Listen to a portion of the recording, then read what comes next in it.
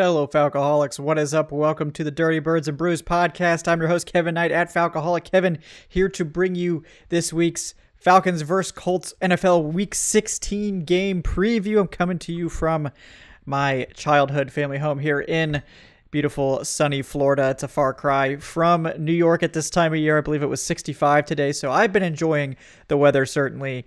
The change in scenery, nice to see family. I hope you guys are enjoying your holidays as well, no matter where you are. But there's no time off for football, as of course we have multiple games on Christmas Day, and there's going to be stuff going on all through the weekend. The Falcons themselves play on Christmas Eve, so we've got a busy schedule ahead of us. So let's get into what probably would have been a really important game if the Falcons hadn't blown two straight NFC South must-win sort of games over the last 2 weeks.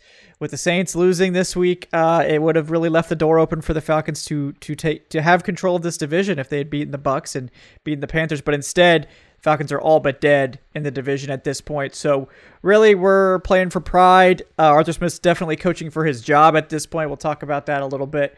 But ultimately, it's a tall order. The Falcons are somehow 2.5-point favorites after Taylor Heinicke was named the starter. The line shifted dramatically towards Atlanta, which I think is pretty ridiculous. But I think the Colts are clearly the better team at this stage. We'll see, of course, the Falcons should get some linemen back healthy this week, which would be nice. We'll get to the injury report, among other things, in today's episode as well.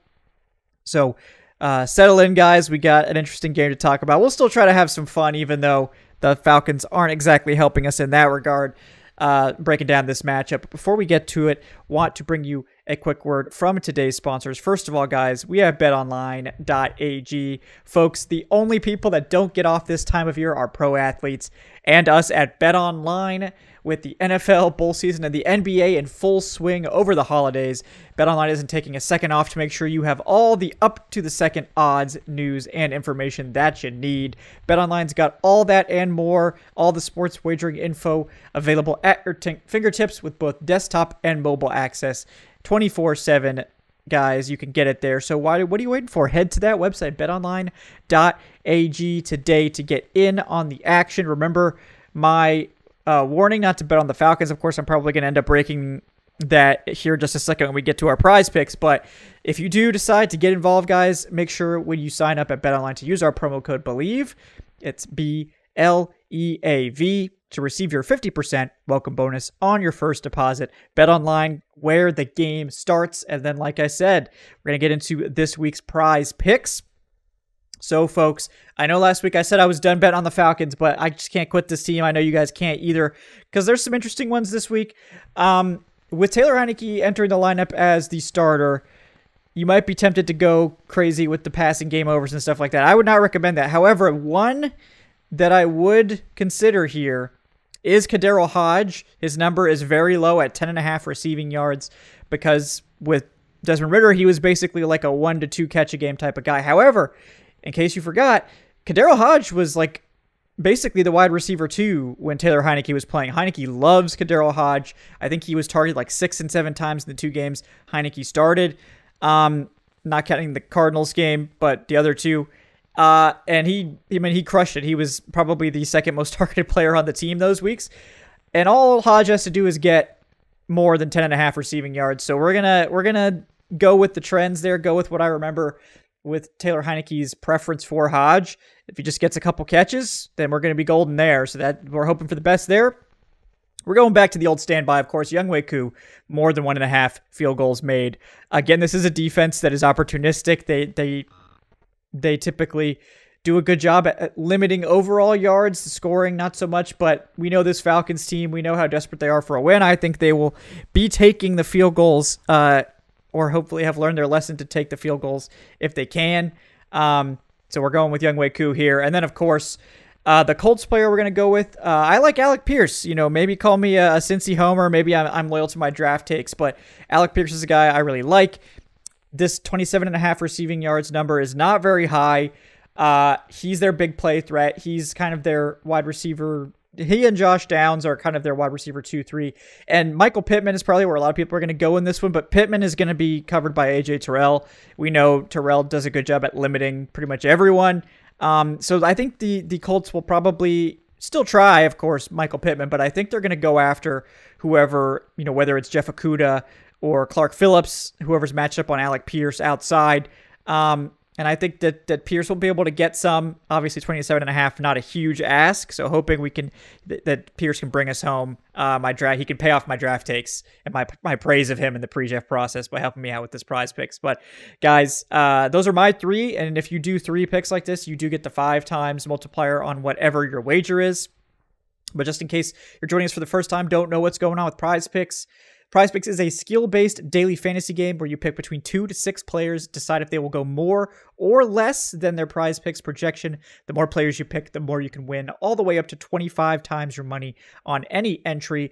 And it's even more now because if you've looked at the site lately, they have these like green and red goblin things. I think the green is an easier prop, so it's, or whatever it is, over the more or less. It's easier, so you get a less of a multiplier, but you have a higher chance to win that one. They also have the red ones, which are considered harder to win, but they multiply your winnings even more. So you can mix and match those. If you have one that you feel really good about, or a player you're like, oh, this more or less number seems really low. I think that this guy's going to get way more than that. A lot of times you can see there'll be a red one there you can go for.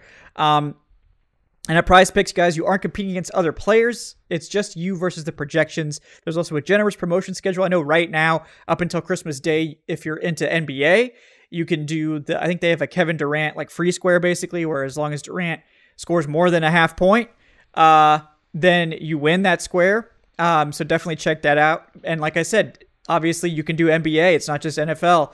They'll have MLB going, NHL, PGA, college football, bowl season, all that stuff. MMA, boxing. I mean, pretty much everything is on there, guys. And the best part is Prize Picks entries can be made in 60 seconds or less. They offer fast withdrawals. It's that easy. And guys, all first-time users that deposit and use our promo code DBB, you guys will get a 100% instant deposit match up to $100. That means if you throw in 100, Prize Picks will throw you 100 as well. If you throw in 50, Prize Picks will give you 50. Just make sure to use our promo code DBB so they know who sent you. Thanks again to Prize Picks for sponsoring today's episode. All right, guys. Thank you for your patience. Let's get into this matchup, starting with the injury reports today. It's a long one for the Falcons, but not as long as it's been in weeks past. We do have 3 players with questionable tags, 1 player with doubtful tags, which was a new addition on Friday. So basically the guys that we'll be watching, Bud Dupree, Caleb McGarry, and David Onyemata are all questionable. Bud Dupree's practice was kind of all over the place, but McGarry and Onyemata did not participate on Wednesday, but they were limited on Thursday and Friday. So I would think they're probably trending towards playing, but we'll see. Who knows? Good luck figuring that out. But it does look like Drew Dahlman was back to full practice on Friday and does not carry a designation. Calais Campbell's good to go. Chris Lindstrom does not have a designation as well after returning to full practice, so he'll be back. That's probably the biggest one. Jake Matthews also good to go with no designation. The one that is new is Keith Smith, who did not participate on Friday with a new ankle injury, and he is now doubtful, so it doesn't look like we're going to see Keith Smith this weekend. For the Colts, they have a couple players that we're monitoring. Their kicker was one. It seems like he's going to be okay. Zach Moss as well. It does look like Michael Pittman is likely to be back after that big hit. Same thing with Jonathan Taylor. And we'll be watching Braden Smith's status as well as those come in. So a couple of potential losses there for the Colts, especially on the offensive side of the ball. But in terms of the matchups in this one, I feel like, and I've been saying this, I feel like the Colts kind of were what Falcons fans were hoping the Falcons would be this year, kind of an offense that took the next step to get into the top 10 with a dominant running game and a passing game that has some top tier weapons and a quarterback that can just distribute the ball, not make too many mistakes and get it done. And the defense was going to have to come along. It wouldn't be a strength, but maybe it wouldn't be a weakness. And that's basically what the Colts are. The Colts, despite losing their starting quarterback, Anthony Richardson, who was really lighting it up early in the season, they go to Gardner Minshew. Anthony Richardson gets hurt, misses the rest of the season after just a 4-game sample size. He looks promising, but not going to be in there. They go to Gardner Minshew. They go to the run game. The run game's dominating. Gardner Minshew's doing just enough. It's not perfect. They do turn the ball over a fair amount. It's kind of been their one weakness this year. And the defense is not particularly good. They're in the, they're below average. They're in the mid-20s. But what they do is they sack the quarterback and they create turnovers. They're one of the best defenses in the league at that, even though in terms of yards and scoring, they're not that great, but they do kind of make up for it by being opportunistic. And that's, I think, what people were hoping the Falcons would be this year. Instead, the Falcons actually have a really consistently good down-to-down defense. They haven't created a lot of turnovers, but again, like, turnovers are super random. It's not really a good measure of a defense. It's kind of like, how lucky are you? Or maybe how mistake prone have the offenses you've played against been. And there's obviously something to that. Some corners and some DBs are like ball hawk type guys or whatever. Obviously, when you're creating a lot of pressure and sacks, that does help in that regard. But overall numbers of turnovers forced per year are extremely volatile and very inconsistent. So kudos to the Colts for getting it done this year. The Falcons defense statistically has been a lot better, particularly on third down and in the red zone, but they haven't created as many turnovers. And of course, they have Atlanta's offense to deal with, which doesn't do them any favors whatsoever. So let's start off by getting into the Falcons offense versus the Colts defense. So the hope is, of course, that Atlanta will be able to get most of their offensive line back. I think Caleb McGarry is the only one we're watching now, which is a big help because while I think the backups did a decent job in pass pro, I think Kyle Hinton did a very good job at right guard in pass pro. I think Ryan Newsel was also solid in pass pro, and then Storm Norton has been very solid in pass pro as well. They weren't creating any push in the run game. They got dominated up front by the Panthers. And the left side of the Falcons offensive line has been extremely inconsistent at generating any sort of run blocking as well, which is unfortunate that all of them decided to have a bad game all at once. That's part of the reason, along with the scheme just being incredibly predictable and the very kind of strange distribution of carries, that the Falcons really struggled against the Panthers. So this week with Dahlman back, with Lindstrom back, hopefully with McGarry back, I think they'll be able to run the ball better. I still don't know what to tell you about this scheme, how they're going to distribute the carries, what they're going to do with that. As you'll notice I'm not doing prize picks on Bijan Robinson anymore because I don't know what the hell Arthur Smith is thinking with Bijan's usage, and I'm not going to play that game anymore. So what we do know is that the Falcons offensive line is a strength, but the Colts defensive line is also their strength. DeForest Buckner, obviously awesome. They have two really good edge rushers in Samson Ebukam and Kwity Paye. They don't have the strongest guy next to Buckner necessarily on the interior, but they do have solid linebacker play and they do have solid safety play for the most part. So they're very solid in the middle of their defense. The corners can be very up and down. I will say that I've been impressed with the play of Kenny Moore in particular. I think he's been a real standout for them this year. But the other guys aren't necessarily huge needle movers. They've been solid, but sort of unspectacular at this stage. I really liked Juju Brents coming out. He's had an encouraging season. I think Jalen Jones has been solid. They're not bad players, but they're not really needle movers at this stage either. So they can be vulnerable there. I think the best thing for the Falcons to do in this one is try to grind out an ugly game. The Falcons have to be able to run the ball. The Colts are solid at stopping the run. I think they're slightly above average in that regard. But this is the thing with the Falcons. When they go up against a team that's traditionally a very good run blocking or a run stopping team, they typically run the ball better. I don't know how to explain it. You tell me. But they typically play to their opponent. So if they play a bad run defense, they can't run the ball to save their life. If they play a good run defense, they typically find success on the ground. So that's what I would think. They're probably going to inexplicably have a good game running the ball against the Colts. In the passing game, the Colts have been solid there as well, although overall yardage-wise and scoring-wise, they do allow plays. The problem is that the Colts are very opportunistic. They do take the ball away at a very high rate. So I would be pretty nervous about putting the ball in the air if I was the Falcons, just because, Taylor Heineke, man. The one thing that Taylor Heineke doesn't offer you, as opposed to Desmond Ridder, is less turnovers. In fact, I think if you look at Taylor Heineke over the same number of snaps that Desmond Ridder's taken in his career over Taylor Heineke's last same number of snaps, Heineke has 10 more turnover-worthy plays in the same number of snaps. So Heineke's not going to protect the football. That's not his game. He may be able to make some spectacular plays, though. So we'll see if that ends up panning out. But I just think it's a very dangerous combination this week for the Falcons going up against this very opportunistic Colts defense with a even more turnover-prone quarterback. We'll see what happens. But I don't like the passing game matchup at this one. I think the Colts are going to at least get a turnover or two off of Taylor Heineke. And that, as we know, this offense can't survive any mistakes. So we'll see. But so the best option is probably to ground and pound. We'll see how that goes. I don't know how that's going to turn out. But again, that's probably the Falcons' best course of action in this one, is to just try to grind out an ugly win and keep the score as low as possible. When the Colts offense is on the field, this is where they've really been better than expected. They've run the ball extremely well. It doesn't seem to matter who's been in there. Zach Moss did a great job. Jonathan Taylor has started to come back. Now that he's healthy, he's starting to play well. Really, whoever is back there has been crushing it. And a lot of that has to go along with the fact that the Colts offensive line rebounded in a big way this year. It was really sad seeing that unit really struggle with Matt Ryan. It was just bad luck, I think. They've gone back to what we sort of expected them to be this year. I think Bernhard Raymond is having a much better second season. Quentin Nelson's back to being good. Ryan Kelly's back to being good.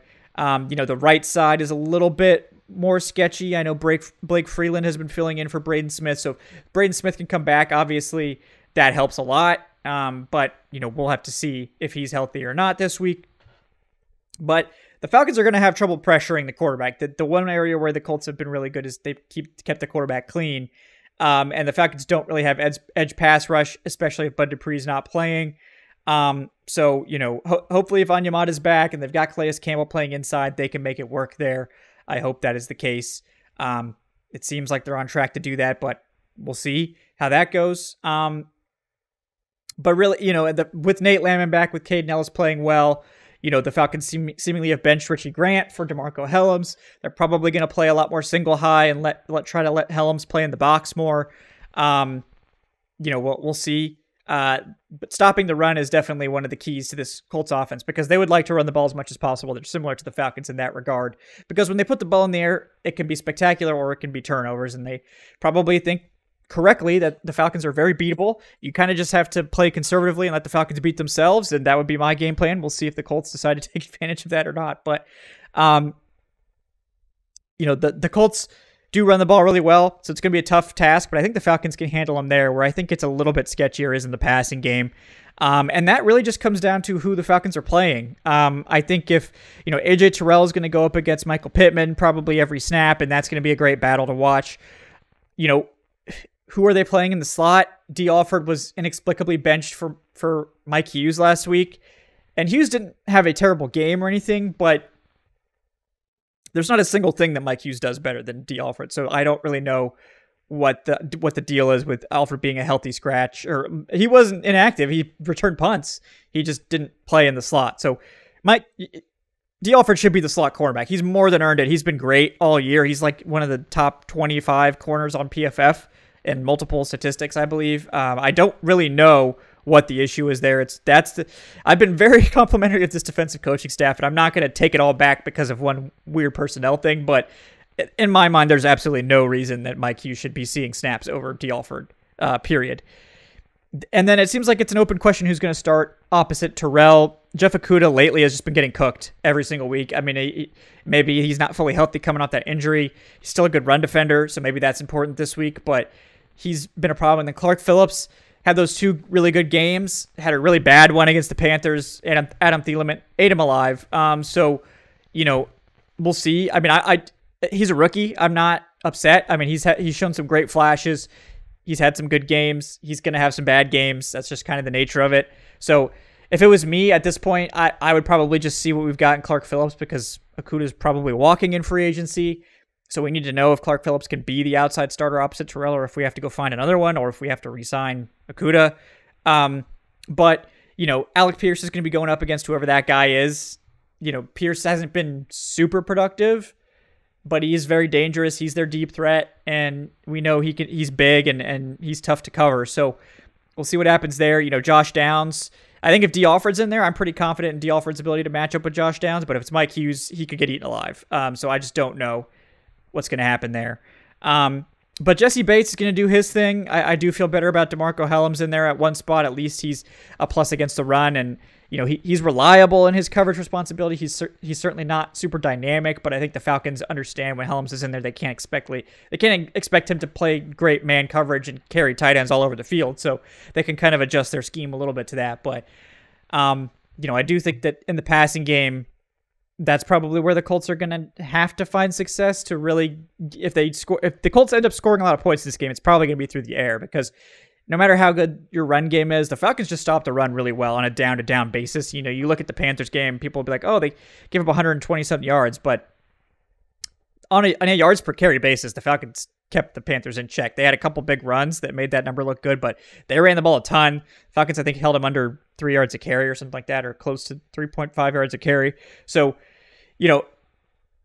this is going to be a tougher task. Obviously, this is a better offensive line with better running backs. So it's not going to be easy, but I do have confidence in the Falcons' ability to stop the run in this one. So we'll just see. We'll see how it goes. But this is a tough game. I think this is honestly the toughest game left on the schedule, not counting in New Orleans. I mean, it's probably similar to that. The Colts are a playoff team right now. I can't understand why the Falcons are such big favorites. I mean, 2.5 points against the Colts, who are just clearly ascending and playing better football. It's bizarre to me, but it is at home. Quarterback change, I guess, inserts some sort of randomness into the equation. But to me, this is a classic game where the Falcons, again, get close and make it look like they could win, and it's like a 25-23 loss or something at the end of the game. So that's what I'm going to go with, 25-23 with the Colts taking this one. But, again, just like every other Falcons game, it could go the other way. It could happen, but this is, I think, a really important game for Arthur Smith, because this is your last home game. You lose this, you probably have to win the last two to keep your job. And going to Chicago, who is the number one run defense in the NFL right now, that game is not going to be easy, because that defense against the run is dominant. I think the Falcons are going to have a hell of a time scoring on that Chicago defense. Now, the Chicago offense, they might give the Falcons the ball a few times, so that could help. But that's going to be a really tough matchup. It's just a really uniquely bad matchup for the Falcons, and it's on the road where this team has not played well at all. And then in New Orleans, look, the Saints are a very mediocre team. In New Orleans, they play a lot better. It's always been this way, right? In New Orleans, the Saints look like the best version of themselves. On the road, they look like the worst version of themselves. They equal out to be kind of a mediocre team. It's what they are again this year, but man, it's going to be tough to win those last two, in my opinion. So if Arthur Smith wants to save his job, like if he needs one more win to keep his job, it's probably got to be this one. And I think, honestly, the Colts are probably the best of the three teams. The Falcons match up better with them than the last 2 weeks, I think. But yeah, I think if they lose this game, I think that's probably the death knell for Arthur Smith in Atlanta. And maybe it might already be over. I really think something changed with that Panthers loss. The entire tenor of the team, the quarterback switch, I think it's clear now that Arthur Smith is in grave danger in terms of his job security. And this is a crucial game for him to get it on track. And he has to make the switch back to Taylor Heinicke look like it was the right one. And if Taylor Heinicke falls on his face, he could get fired after this game. I mean, it was a very dangerous decision to go back to Taylor Heinicke. But it's probably a lose-lose for Arthur, because if he doesn't and Desmond Ridder keeps stinking it up, then he's doomed. And if he does put in Taylor Heinicke and Taylor Heinicke stinks it up, then he's also doomed. So really, there's either way. Maybe hoping for a spark here. We'll see. But guys, thank you so much for tuning into the Dirty Birds and Brews podcast here for our Falcons versus Colts game preview. We'll be back on Sunday after the game to break down this one. Hopefully it's less depressing than the Panthers game. A little bit less anger infused, but it's not a 2-12 Panthers team that we'd be losing to. It's actually a playoff team, so it would be a little bit more understandable. But this is the absolute crunch time for this team to make the playoffs. They have to win out, and even then they need help. It's really unrealistic. To get a winning record, they have to win out as well at this point. So if winning record is what would save Arthur Smith's job, they have to win all three. They got to start here, obviously. They want to make the playoffs, they got to win all three. Got to start here, obviously. they haven't responded well to these types of games. There's been a couple times this year where they've had their back against the wall and they got it done to keep it going. But lately, these last 2 games were absolutely gotta have it games, and they flogged both of them. So I don't have confidence in this team anymore. I think we're on to 2024, but the Falcons could prolong the end. They could put it off if they do win this week. And obviously, we all like to watch winning football. That would be great. So I know people are clamoring for the draft pick and all this. Again, guys, it's so early at this stage that like we don't know what's going to happen. Like the Falcons could lose out and still pick 10th, or I guess it would be higher than 10th because if they lose to the Bears, then they'll pick 9th. But you know what I mean. They could lose out and only move up 1 spot, and they could win out, and they could win another game and still pick the same spot essentially. So, it's at this point, I just hope that we see some life from this team, something encouraging, but more than likely we know what we're going to see on Sunday. And that's just unfortunately the way it is right now. But guys, thanks again for tuning in. I'm Kevin Knight at Falcoholic. Kevin, please like, subscribe for watching us on YouTube. Leave that 5-star review on your podcast platform of choice. Thanks again to Prize Picks and to BetOnline for sponsoring today's episode. You can check out our channel memberships if you want to support the channel and want those extra perks for the video and the live shows. Or if you're a podcast listener, you can check us out on patreon.com/FalcoholicLive for those same perks, but for the podcast viewers, listeners, whatever. We'll be back on Sunday, guys, for more coverage. Until then, thanks again for tuning into the Dirty Birds and Brews podcast. We'll see you next time. Have a great day, folks.